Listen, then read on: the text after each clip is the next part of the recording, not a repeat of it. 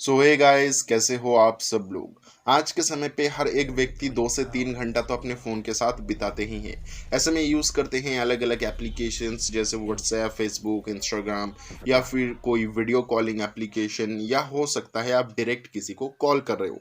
ऐसे में जो कम्युनिकेशन है उसमें बहुत बड़ा एक रोल प्ले करता है माइक्रोफोन। आपकी वॉइस को ट्रांसमिट करने के लिए एक अच्छा माइक्रोफोन होना बहुत ज़्यादा ज़रूरी है। तो ऐसे में जो माइक्रोफोन है वो कैसे हमारी वॉइस को कैप्चर कर लेता है, चलिए आज इसी के बारे में जानते हैं, बहुत ही आसान शब्दों में और बहुत ही आसान भाषा में। दोस्तों, बेसिकली दो टाइप्स की रिकॉर्डिंग होता है, डिजिटल और एनालॉग। डिजिटल में इस्तेमाल होने वाले टेक्निक को कहा जाता है प्रोसेस ऑफ सैंपलिंग, और एनालॉग में इस्तेमाल होने वाले टेक्निक को कहा जाता है एकॉस्टिक रिकॉर्डिंग और टेप रिकॉर्डिंग। सबसे पहले एनालॉग के बारे में ही बात कर लेते हैं। अब टेप रिकॉर्डर्स कई सारे लोगों ने देखे भी हैं और कुछ ने इस्तेमाल भी किया है, कुछ लोग उनके बारे में जानते भी हैं। ऐसे में बात करें एकॉस्टिक या टेप रिकॉर्डर के बारे में, तो दोनों में ही एक इम्पॉर्टेंट रोल प्ले करता था डायाफ्राम।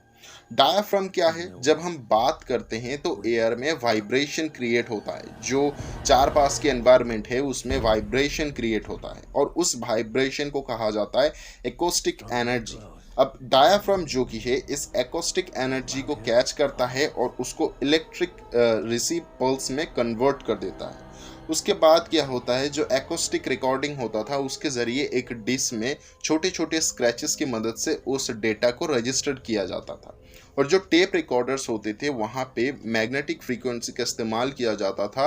वो जो पतली सी प्लास्टिक की फित होती थी उसके अंदर उस डेटा को इनकोड करने के लिए। तो ये होता था पुराने टाइम में, यानी एनालॉग रिकॉर्डिंग की जो दो टेक्निक्स होते थे उस टाइम पे इन दो टेक्निक्स के मदद से आपकी वॉइस को रजिस्टर किया जाता था या फिर रिकॉर्ड किया जाता था। बात किया जाए आज के समय पे यानी डिजिटल रिकॉर्डिंग की, और जिसके बारे में मैंने आपको बताया यानी प्रोसेस ऑफ सैंपलिंग, इसमें जो इस्तेमाल होता है उसको बाइनरल नंबर्स के ज़रिए कोड किया जाता है। आप सभी को पता है आज पोर्टेबल ड्राइव्स आते हैं जिनमें आप डेटा को स्टोर करते हैं।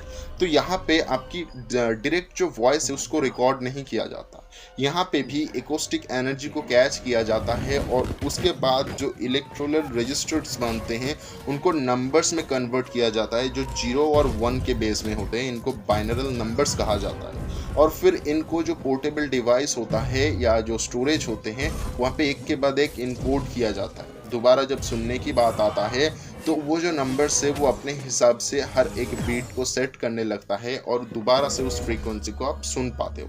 यही सेम चीज़ होता था एनालॉग में भी। जैसे ही टेप को लगाया जाता था वो एक रिवर्स प्रोसेस होता था और टेप में से जो फ्रीक्वेंसी है वो मैग्नेटिक स्पीड के बीच से आता था और फिर दोबारा आपको वो चीज़ सुनने के लिए मिलता था। जो एकॉस्टिक रिकॉर्डिंग था यानी बड़े बड़े डीसीस लगते थे जिनको ग्रामाफोन भी कहा जाता था, वहाँ पे भी सेम होता था। उन्हीं स्क्रैचेस पे रखा जाता था उस पाथ को और उसके बाद उसके घूमने से वो फ्रीक्वेंसी दोबारा आपको सुनने के लिए मिल जाता था।